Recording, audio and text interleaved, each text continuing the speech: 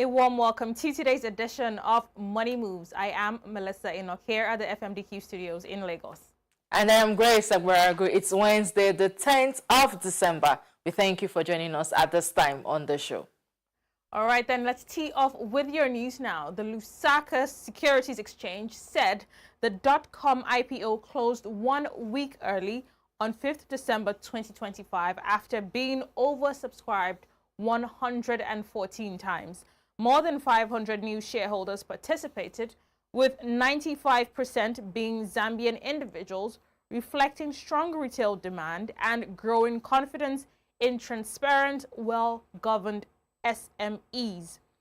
LUSE said the success reinforces its role as a platform for SME capital raising, with secondary market trading of .com shares expected to begin on 17 December 2025. In central banking news, Kenya's Monetary Policy Committee has cut the country's key lending rate to 9.0% by 25 basis points, marking the 9th consecutive easing by the regulator. In a post-MPC media statement earlier today, Central Bank Governor Dr. Kamau Thuge highlighted lower inflation, stronger credit growth to the private sector, and a stable exchange.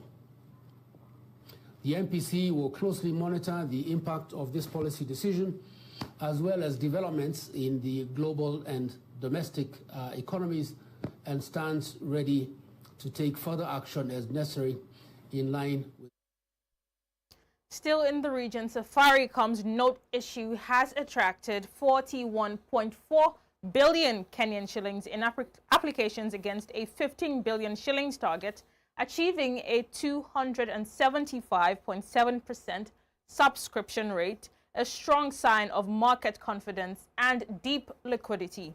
The company has now activated its 5 billion shillings green shoe option, lifting the tranche 1 allotment to 20 billion shillings while remaining within the 40 billion shillings program approved by the Capital Markets Authority.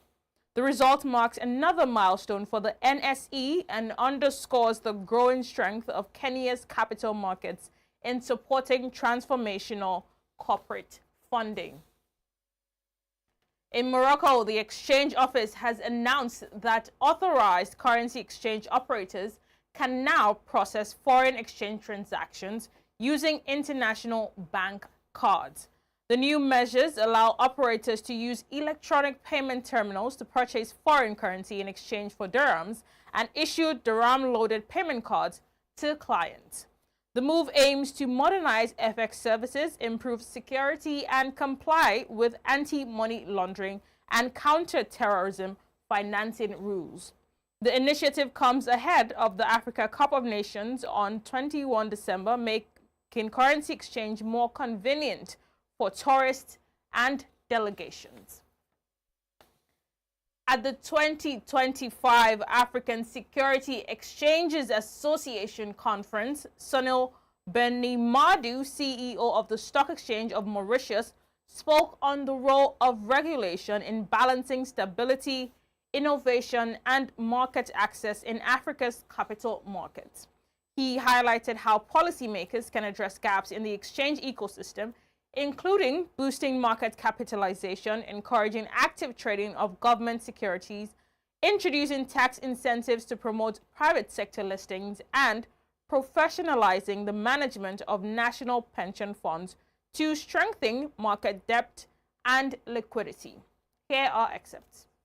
I think if we look at the exchanges ecosystem, I think in Africa we have very robust trading platform, international standard listing rules. We are very flexible in building an ecosystem that is appealing to investors. But there are other components of the ecosystem which I believe are missing. And first and foremost, I would hit at policymakers in Africa.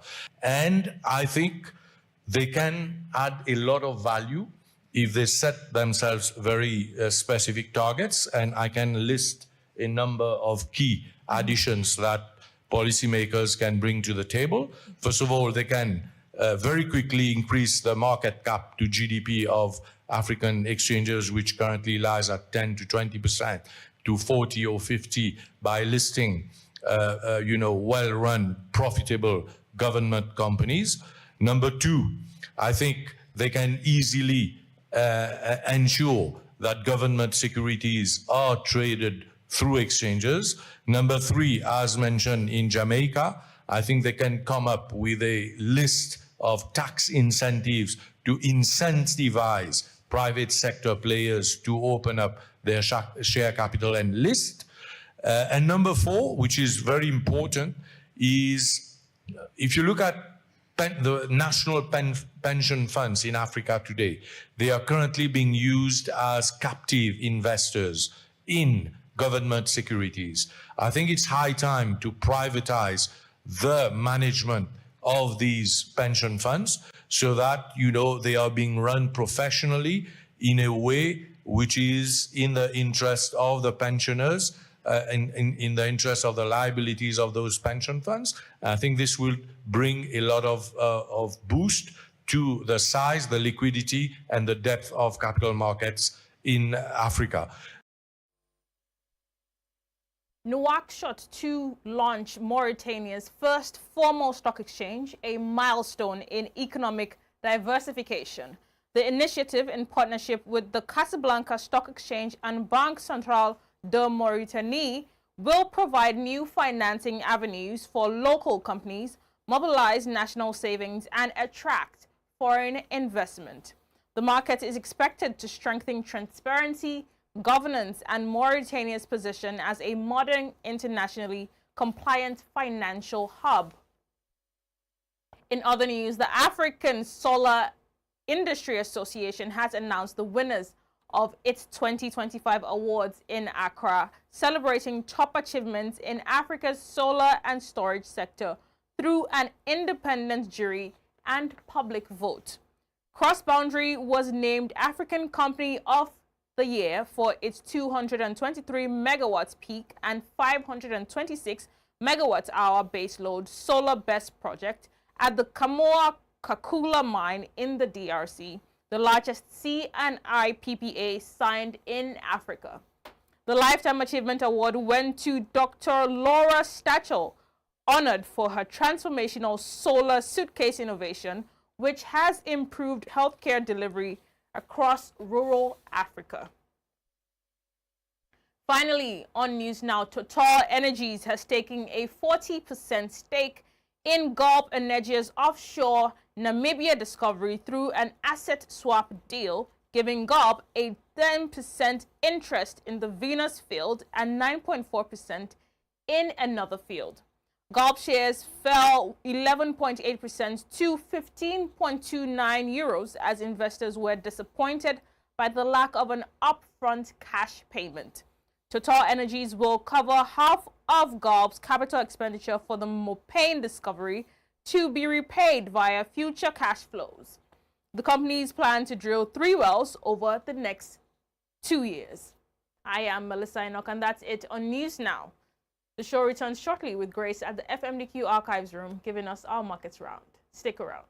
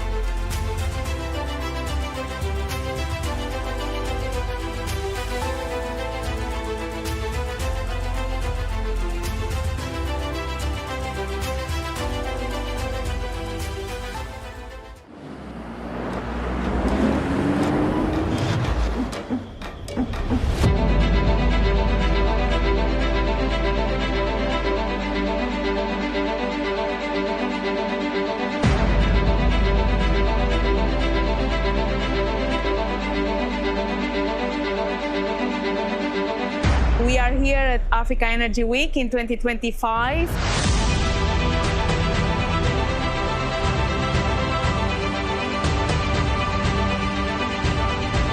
first day of the event is booming everywhere. A lot of people, many stakeholders from the energy value chain.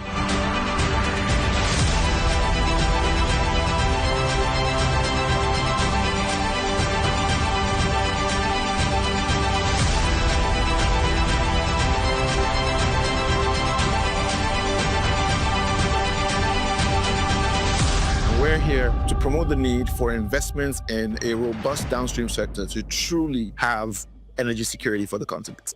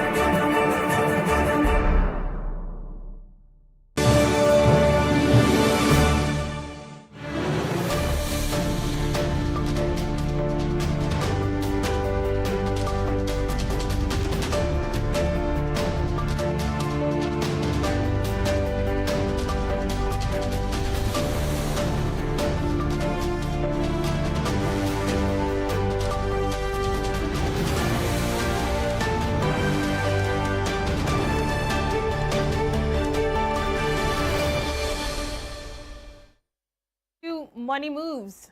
Let's now go over to Grace for today's market updates. Thank you, Melissa. Let's track how the markets traded today, starting off with the equities. The Nigerian Stock Exchange slipped 0.05%, while the BRVM gained 0.25% to 351.43. The Nairobi Securities Exchange edged down 0.02% to 176.77.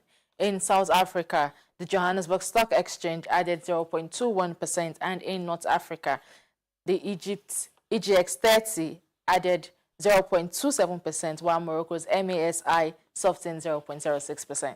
Let's do a quick round on some of the Pan-African currencies. The rand traded at 17.02 against the dollar, up 0.26%. The Egyptian pound strengthened 0.21% to 47.65, while the CFA franc firmed 0.14% to 563.76. The Kenyan shilling was little changed at 129.23, down 0.02%. And the Moroccan dirham inched up 0.09%. Also, the naira weakened 0.31% to 1,454 naira 71 kobo. Let's switch into the commodities data deck, beginning with energy prices. Brent crude added 0.26% to $62.10. US WTI rose 0.36% to $58.46. Natural gas fell 1.81% to $4.49, while IRBOB gasoline edged up 0.13% as of 13:11 GMT. Finally, two soft prices. Cocoa surged 4.40% to $6,141, while coffee gained 0.92%. Cotton rose 0.28% to $64.04. Palm oil slipped 0.05% to $978.87, and sugar increased 0.75% to $14.78 as at 13:17 GMT. And that's our morning moves markets today. Back to you, Melissa. Grace, thank you very much for those updates on how the markets wrapped up today. And that's it on today's edition of Money Moves. From me and the rest of the team here at the FMDQ studios, we say thank you very much for watching, and bye for now.